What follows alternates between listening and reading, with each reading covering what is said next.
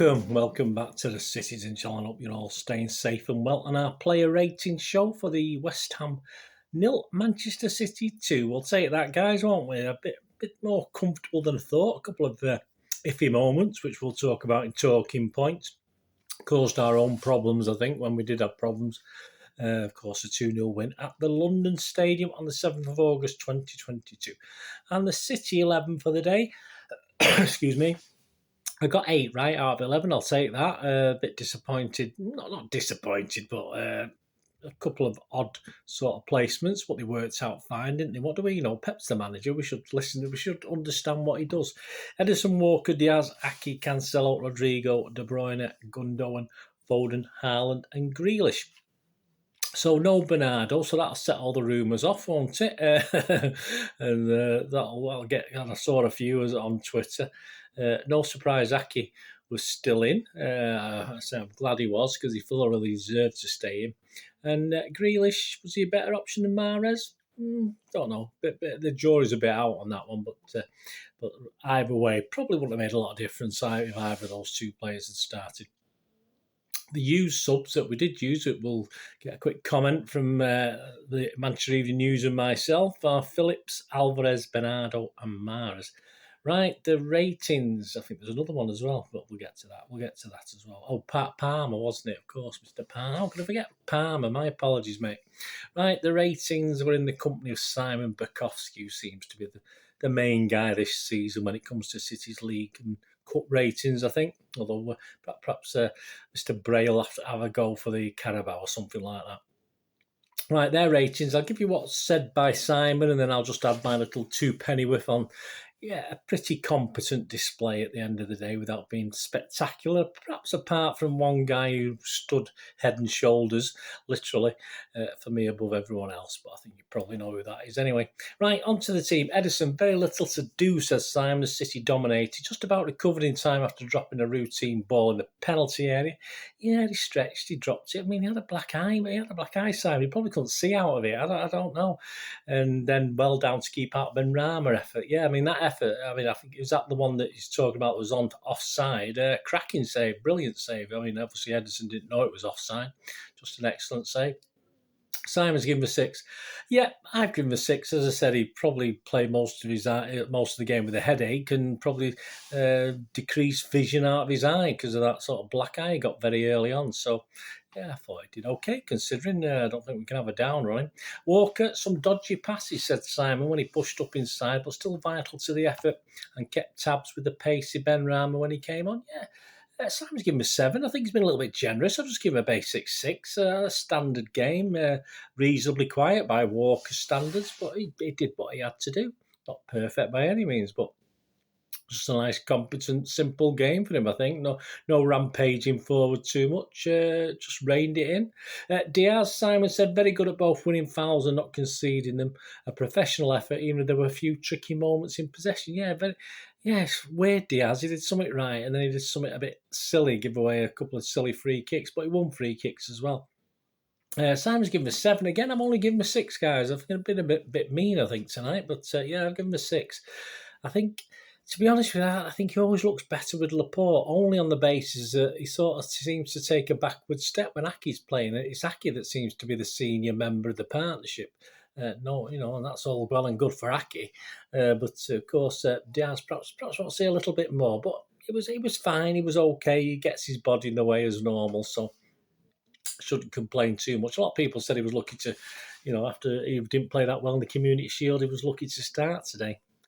I don't particularly agree 100% with that.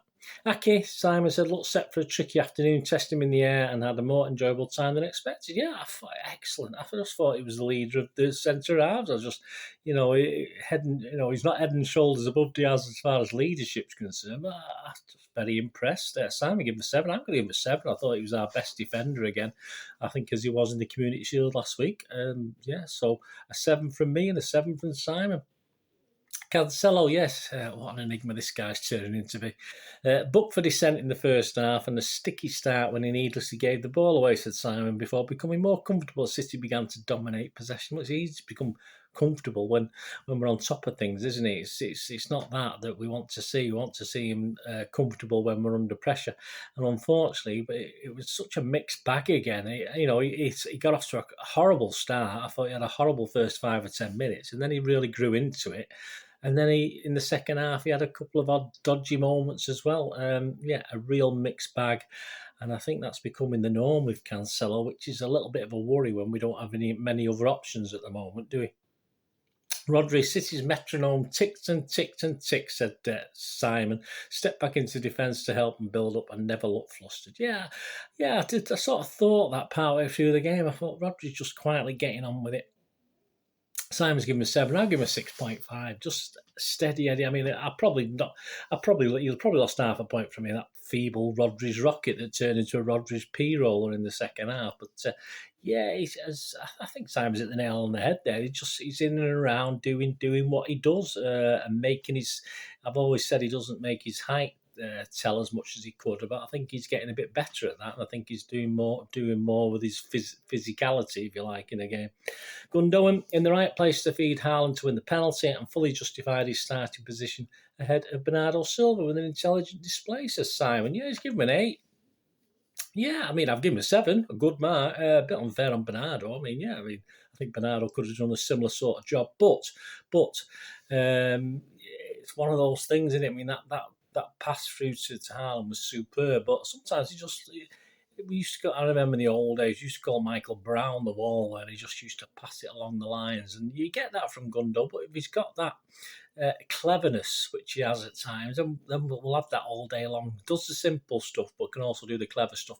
Should have perhaps done a little bit better with the chance in the second half. It wasn't the easiest chance, but he should have at least hit the target. So that was a bit disappointment, because I always think Gundo's pretty good in front of goal. De Bruyne, as Simon says, saw the ball in good areas, but unusually for him, was unable to do very much with it for a while before a beauty found Haaland for the second. Yes, fantastic through ball. He's given a 7. I've given Kev a 6.5. I give him that extra half a point for the assist. He was just having one of those games where his radar was a bit wonky, but his remote control had run out of batteries to find that little radar sequence. But he found Haaland superbly. That's what KDB can do, and that's why you need him on the pitch for as long as you can, because of that ability to do it. But not everything came off. But when it did come off, unfortunately, I found a striker who can score, who can actually put the ball in the net on a one-on-one. So all well and good. We'll talk about him in a minute, obviously. Yeah, so Simon gave him a 7, I give him a 6.5. Foden looked bright on the right, and while he didn't do anything particularly decisive, his energy definitely helped the attacks. Yeah, very lively Foden. Simon's given him a 7. I've given him a good solid 6.5. Always available. A good opening game for him. He's not been playing many games, has he? So all credit to him for coming in. In what was on paper a tight, difficult game. Yeah, as I say, West Ham was certainly, a bit of West Ham quite not being at it, and City dominating them. But he did very, very well, Phil Foden. Grealish, interesting. Yeah, Simon said he was similar to Foden, but slightly less involved. Yeah, I don't think he was as direct as Foden, obviously. Neither were bad, but you just felt they both had slightly more to give. Yeah, again, Simon's given him a 6. I've given him a 6. Again, busy, but one of those, again, nearly man performances where he gets a bit frustrating, but didn't lose the ball too often, won a couple of free kicks. 100%. It's just not quite that little bit. There's a couple of times trying to link up with Haaland, and certainly in the second half, where it just nearly came off and didn't. The nearly man, Mr. Grealish, a bit like Cancelo for me. He's just a nearly man at the moment. Haaland, yes, on to Haaland. Simon said, won the penalty with a great run it was. Scored the penalty, linked up well with teammates all game, all extremely promising from a City point of view. It was, and as I said, I did say someone was head and shoulders above everyone else, and I just thought it was Mr. Haaland. I thought it was superb. Simon, give him a 9. I am going to give him a 9. I thought it was standard, considering that's his first league performance for City against a half-decent team that are expected to finish certainly in the top half of the table, if not top 6, top 8. Brilliant.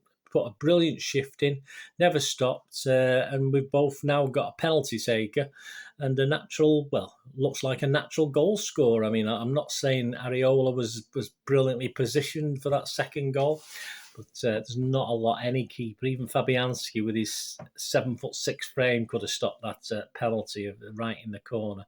Areola didn't have any chance, of course, but fantastic. It's just nice to... in fact, he put it that far in the corner, I thought he'd put it wide. I thought he'd gone wide until the net rustled, or it was spun up into the top of the net. So, brilliant. So, yeah, way above anyone else for me, Haaland, all game. Very rarely did anything wrong. Came back and helped out as well when he had to. I thought it was an excellent performance. And the subs, yeah, Bernardo for Gundogan. Come on, 78 minutes. So you got about 15 minutes. He just slotted straight in and does what Bernardo does. Ball carrying all over the place. Alvarez again got 15 minutes. He came on for Ireland on 78 minutes. And some nice little touches, some nice little runs. He's obviously busy, and that's what we expect of Alvarez. And there's one shot. I think it might have been going over anyway. It was blocked late on, but competent enough for the 15 minutes. And obviously, we got the other three that came on in the 89th minute. Mahrez for Foden, Palmer for De Bruyne, and Phillips for Rodri. Not really anything that I can remember happening. In all fairness, I think Phillips got perhaps a bit more involved than the other two. Not used on the day, Ortega, Mourinho, of course, Stones, although I thought he was going to come on at one stage when he got a bit of a nasty black eye, Ederson. Stones, Lewis, and Wilson Esbran. And yes, just to finish off, man of the match. Well, let me know your man of the matches, guys. Let me all know your player ratings as well.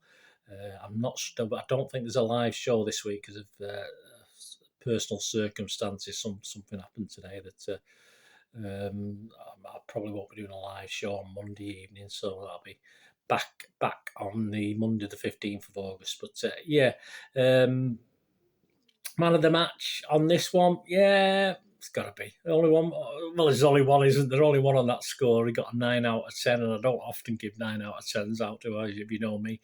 It's got to be Erling Haaland, of course. Absolutely brilliant. It's interesting to see his dad leaving on 85 minutes. I mean, typical. You know, he's supposed to be there to support the boys till the end, you know. That's how it is. At least he was there longer than some of the West Ham fans that were going off after about 71 minutes. But hey, that's what you get when you got a big ground and you got a lot of tourists in there. But that's how it is. Anyway, thanks for watching this little edition of Talking Points. There will be, of course, watching this edition of Player Ratings. There will be a Talking Points blog on this game. West Ham 0, Manchester City 2, due out on the Monday, and there's also should be a bolt from the blue, but again with this personal thing that's happened to me, I've put a bit of a blot on that one, but hopefully we can get a bolt from the blue together as well, guys. So that podcast should be available. Certainly we hope to do it Monday, so it should be available Tuesday or Wednesday of this week and talk about all things City, of course, on there. Thanks for watching, guys. Please, the build-up to the Bournemouth game. Join me all next week for stuff on that. And, might be a programme watch if it comes. I didn't get down to the ground today, so I'm hoping to get one. Join me later in the week. Thanks for watching, guys. Please let me know your player ratings and your man of the match. All I ask of you is please stay safe, Blues. Come on, City. Thanks for watching. Bye for now.